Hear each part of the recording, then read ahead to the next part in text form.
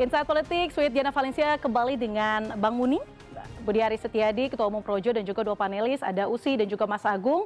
Kita akan lanjutkan topik diskusi kita. Kalau tadi partai politik, Usi tadi sudah pilih, Mas Agung boleh silakan pilih dari 4 topik yang tersisa. Silakan.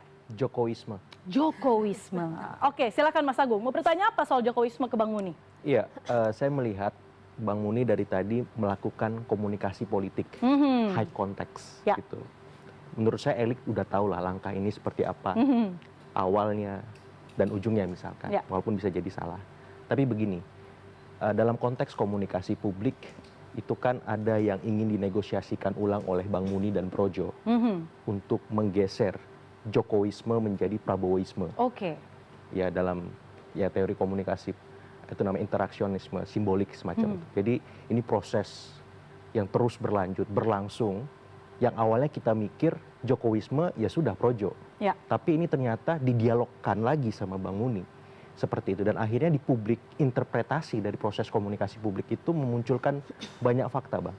Jadi kalau Abang cek nanti, ada istilahnya Budi 2015 yang mengatakan Projo itu adalah Pro Jokowi, versus Ari 2025 yang mengatakan Projo itu adalah rakyat ataupun negeri.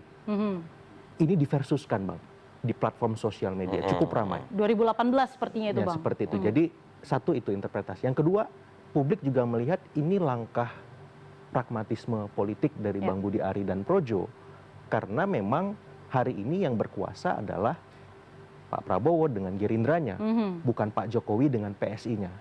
Bagaimana Abang menjelaskan ke publik, bukan ke elit lagi, karena kita berada di ruang publik sekarang, situasi itu, sehingga kesannya yang muncul memang ini lebih kuat ideologisnya ketimbang fenomena loncat pagarnya, yang memang ingin, dalam tanda kalau tadi bahasa saya, mengamankan, ketimbang memang ada hal-hal luhur, hal-hal ideologis, hal-hal yang fundamental yang ingin dibawa. Seperti itu. Oke, silakan Bang Muni. Gini. Waduh, sampai maju tuh duduknya. Pertanyaan Mas Agung. Ketika kami mendukung Pak Prabowo untuk maju capres. Betul. Ya kan saya diskusi tentang visi, diskusi banyak hal.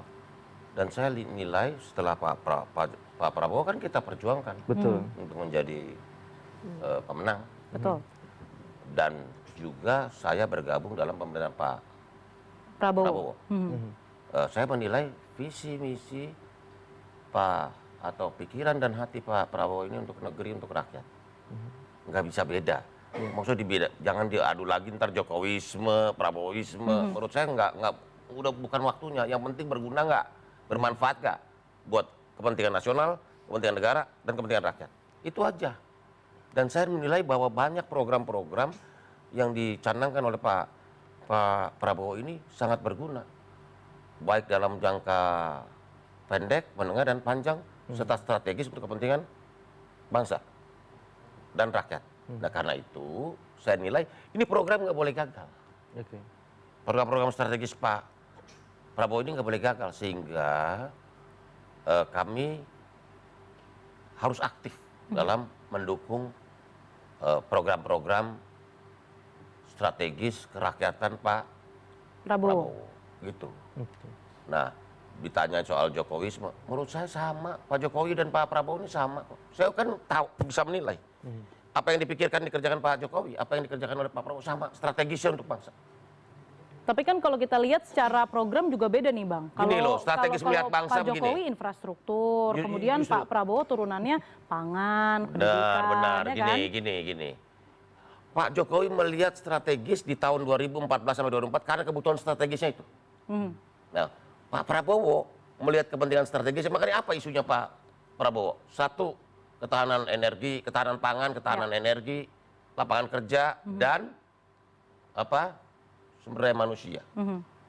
Hilirisasi, itu yang juga dilanjutkan oleh dalam program Pak Prabowo. Kenapa dia strategis? Mengenai ketahanan pangan penting. Karena apa? Karena Pak Prabowo ini lihat geopolitik dunianya. Jadi menurut Bang Muni, ketahanan energi, terus bukan lapangan pekerjaan, nggak ada yang salah. Justru begini, saya selalu sampaikan dalam berbagai diskusi dengan teman-teman. Kalau Pak Jokowi nggak bangun infrastruktur, Pak Prabowo jadi sibuk 10 tahun lagi ini beresin infrastruktur. Sekarang kan beberapa infrastruktur sudah, sehingga program-program bisa lebih diperkuat soal ketahanan pangan, ketahanan energi, sumber daya manusia, pembukaan lapangan pekerjaan, dan hilirisasi, kan ke sana.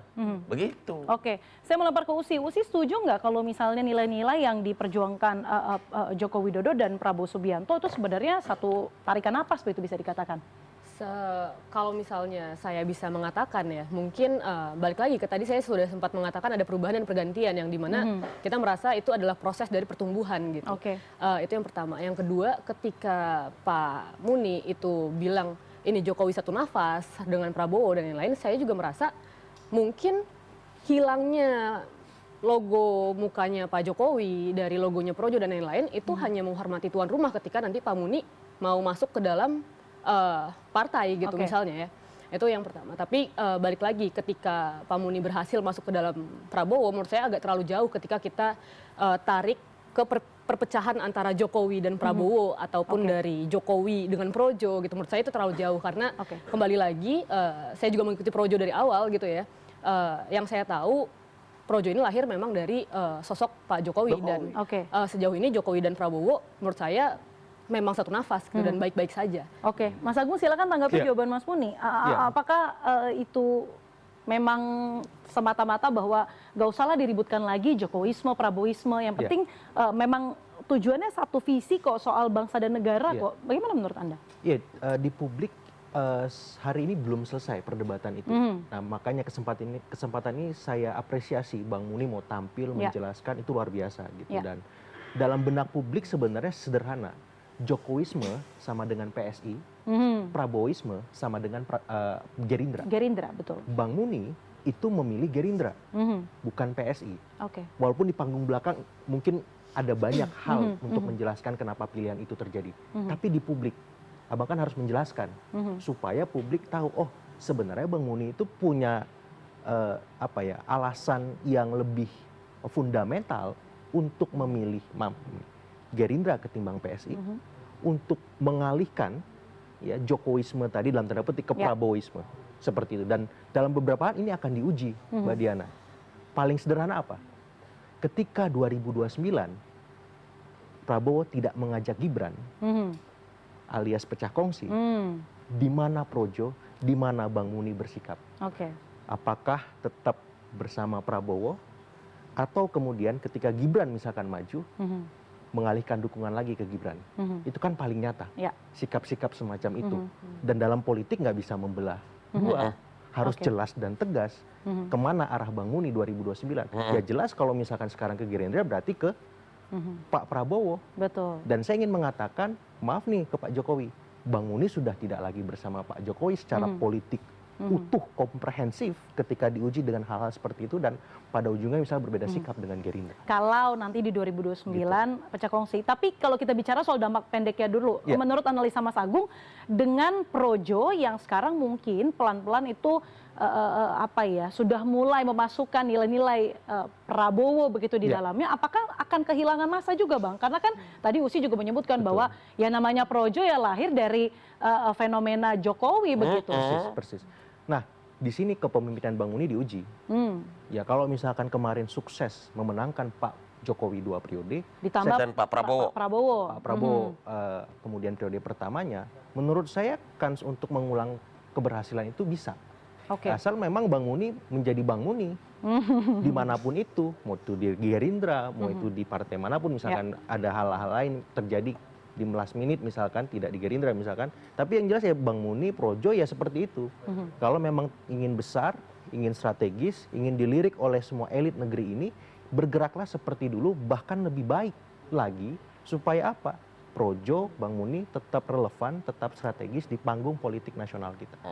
Bang Muni, bagaimana Anda menjawab hal ini? Bahwa ini saat ini kepemimpinan Anda sedang diuji ketika ada transformasi, ada perubahan yang sedang dilakukan dalam organisasi yang Anda pimpin.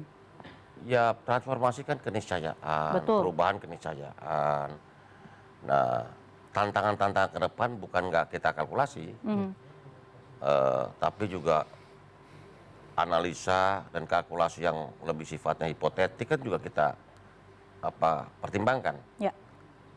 Politik itu kan dinamis, karena dinamis maka kemampuan kita melakukan kalkulasi dan adaptasi berbagai strategi dan taktik itu penting, gitu loh.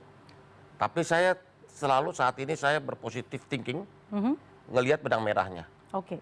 Jadi makanya saya juga menghimbau, nggak usah lah diadu domba nih, pemimpin nasional, semuanya pasti berbuat yang terbaik untuk bangsa dan rakyat. Gitu. Dan saya yakin keberhasilan pemerintahan Pak Prabowo ini adalah fondasi juga untuk mewujudkan Indonesia Maju 2045, gitu loh. Karena itu bukan berarti setelah Pak Jokowi 10 tahun terus kita dukung Pak Prabowo, lo gimana sih? Dianggapnya kita pindah, enggak putar haluan, melangkah maju terus. Bukan loncat pagar. Bukan loncat pagar. Bukan loncat pagar. Orang pagarnya kita yang buat kok kita loncat. Baik, Bang. Kalau pagarnya orang lain yang buat, baru itu loncat pagar. Ini sudah masuk di segmen terakhir. Saya akan minta closing statement dari Bang Muni dan juga Usi dan juga Mas Agung. Saya mulai dulu dari Mas Agung, silakan singkat. Iya, Projo ini kan monumental, ya, dilirik oleh semua kelompok relawan di negeri ini karena pergerakan politiknya strategis. Betul. Nah, saya berharap ada ideologisnya. Tugas Bang Muni, pekerjaan besar Bang Muni, bagaimana membuat Projo ini punya ideologis, bukan kepada individu dikultuskan, tapi kepada value. Itu aja, Mbak. Silakan Usi.